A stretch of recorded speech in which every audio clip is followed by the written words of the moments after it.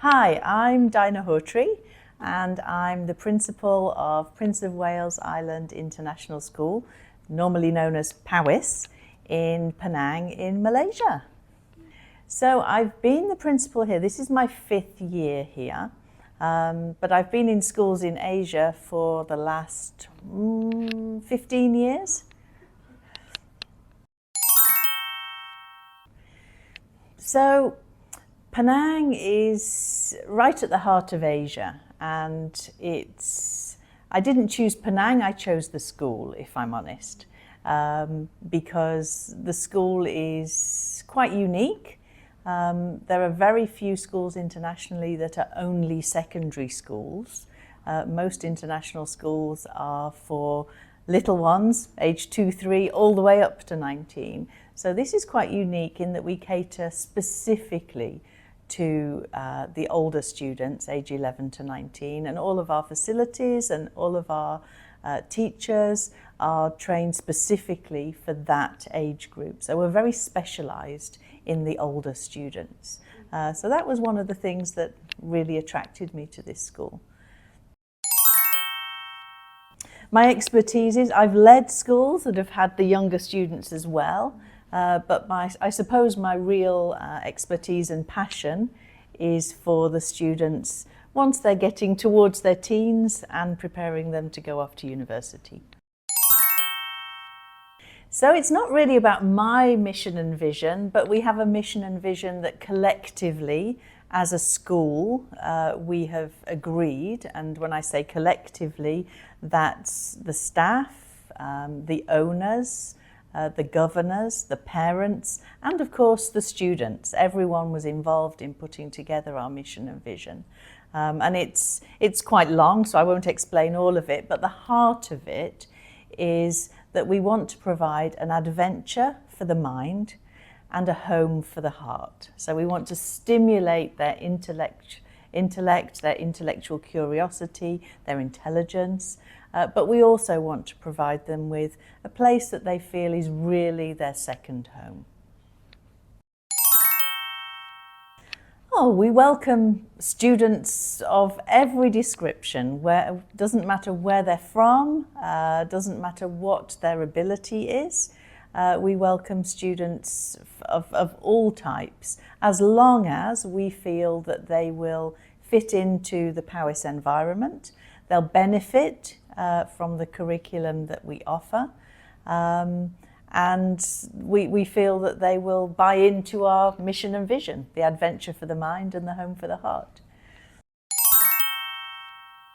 I think that would have to be the International Day, because it's just so exciting to see the students representing their own nationalities, the parents coming in and bringing in delicious food, which is always nice, singing all the national anthems, playing games from different countries, and just learning a bit more about different nationalities, different cultures.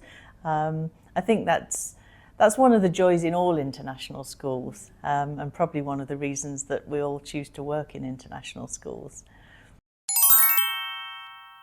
Okay, so I think one of the keys to this is our expectation that English is our common language. We don't stop students. If there are 2 Japanese students who want to speak Japanese to each other, that's no problem.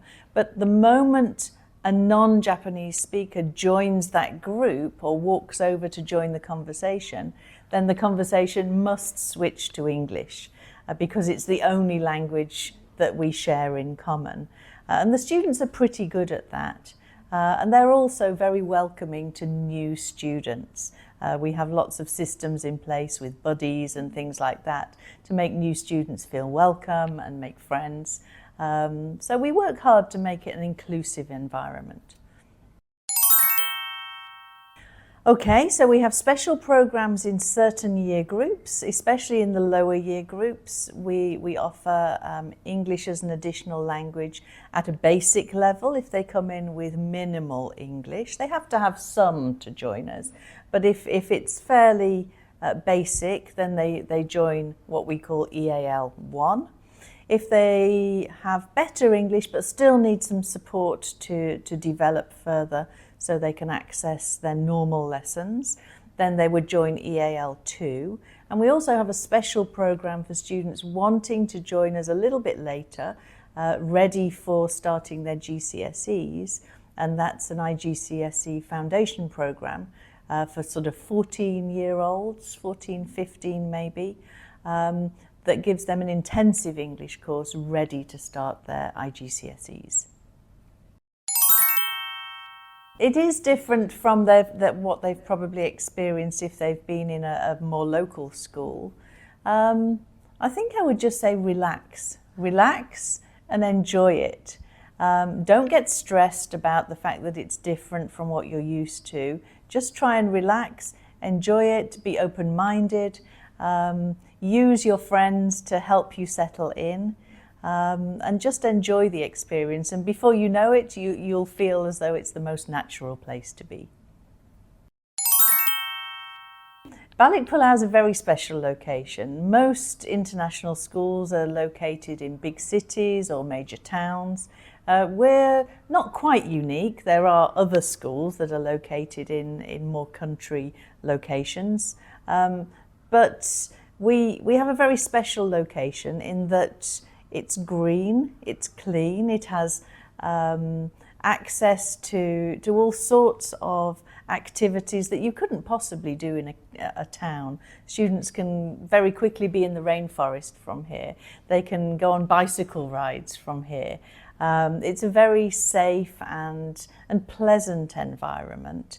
But it's also only a 30-minute drive and you're in Georgetown, or a 30-minute drive and you're at the airport and you can fly off to anywhere around Asia.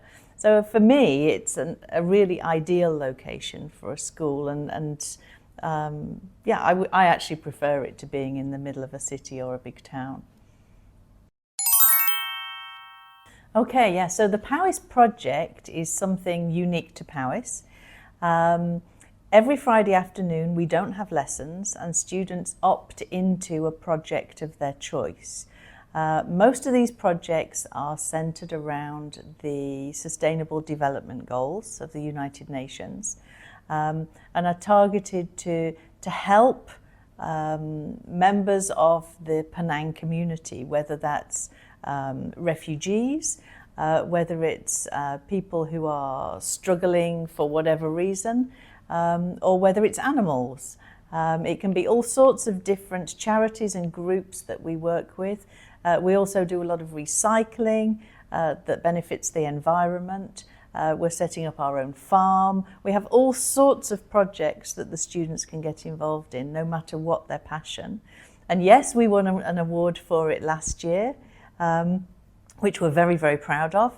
But the next step for us is probably to involve the local community and possibly some local schools in our project, so we collaborate a bit more with the community rather than us just doing it for them, get them involved as well.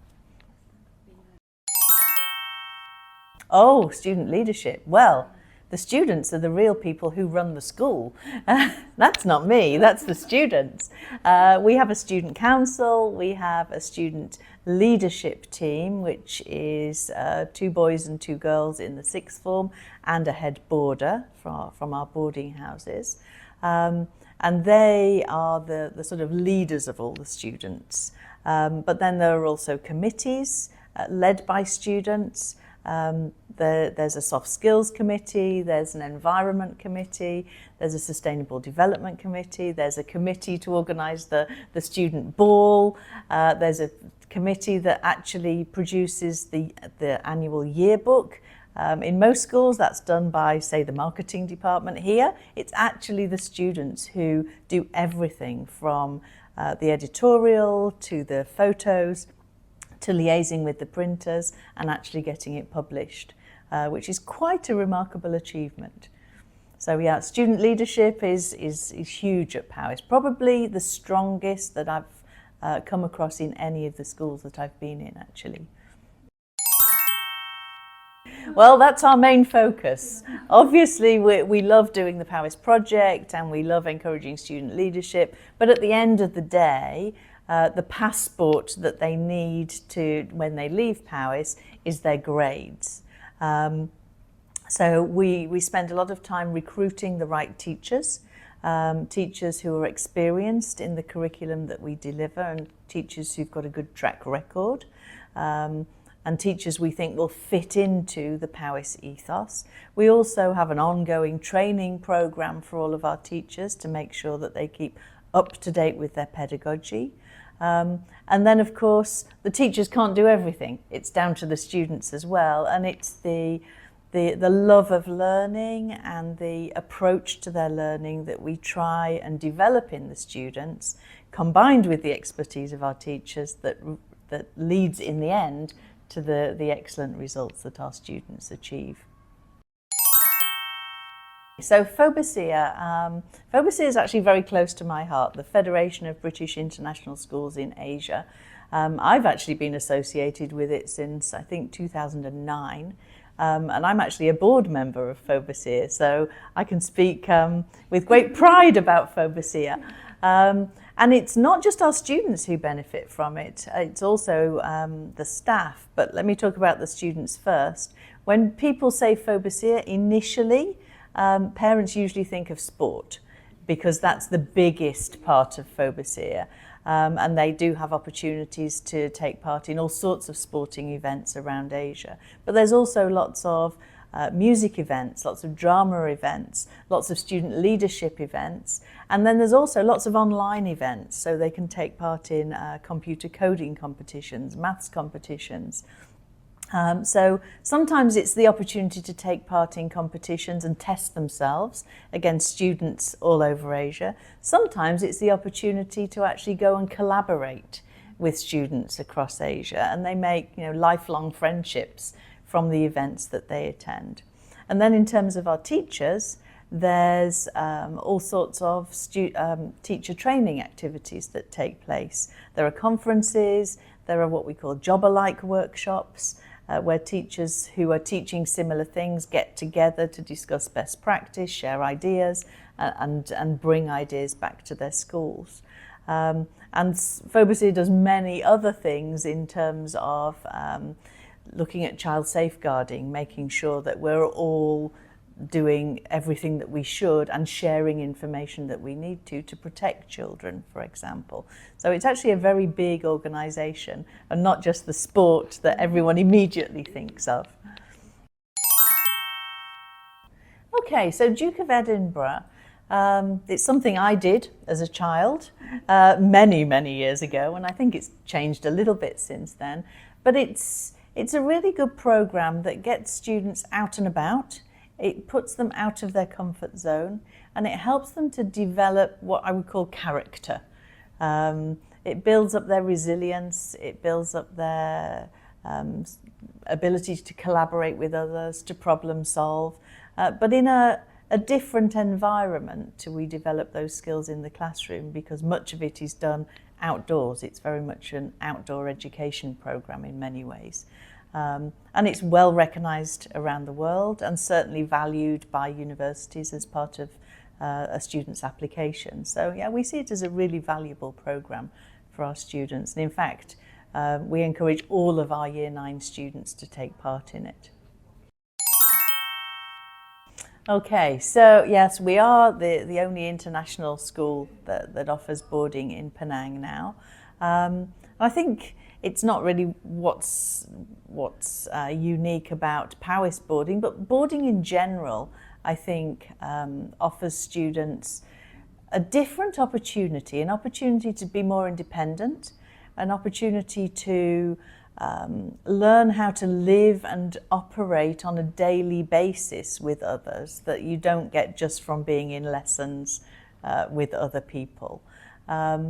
And the boarders develop probably a level of maturity beyond their day peers often, because they have to be more resourceful, more independent, and more mature in many ways.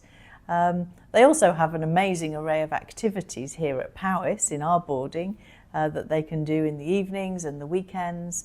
And of course, the location here is ideal for boarding because it's so safe, so green, and they have so many nice activities to do right on their doorstep. So my favourite place in Penang, if I said Powys, that would sound a bit cheesy, although it is the place I spend most of my time. But I think Ballikpulao, actually. I really enjoy going up to Georgetown or to Batu Ferringhi or wherever. But I always feel a sense of peace as I'm driving back to Ballikpulao. It really feels like I'm coming home and I'm coming back to somewhere that is calm and beautiful. And I always feel very grateful as I'm driving back into Ballikpulao. So I think this is my favourite place. Yeah, home sweet home, absolutely.